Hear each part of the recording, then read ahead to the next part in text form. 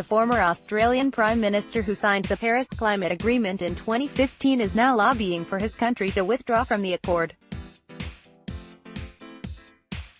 In a speech before Climate Change 10 Years on Tuesday, Tony Abbott, who was replaced by Malcolm Turnbull in September 2015, said Australia would not have joined the treaty without the United States. Abbott, now a Member of Parliament, pledged to reduce Australia's emissions by at least 26% from 2005 levels by 2030 when signing the accord.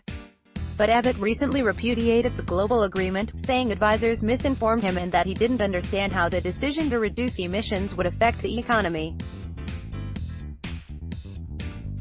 Abbott defined his 2015 pledges Tuesday as aspirational targets, and said he didn't know they would become binding commitments. "I didn't anticipate how agreeing to emissions that were 26% lower in 2030 than in 2005 would subsequently become a linear progression of roughly equal cuts every year over the next decade," he said.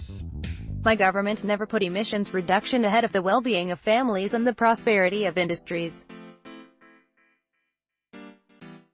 As I've said all along, you don't improve the environment by damaging the economy." Abbott asserted that it was illogical to replace cheap and reliable power, derived from coal, with expensive and unreliable energy sources.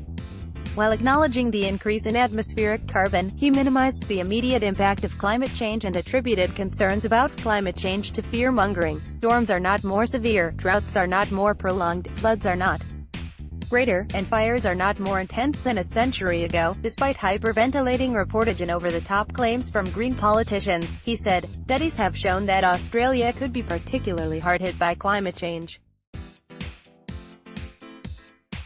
A 2015 report projected that the temperature could rise more in Australia than anywhere else in the world by the end of the century, and that surrounding sea levels could rise as much as 32 inches by 2090.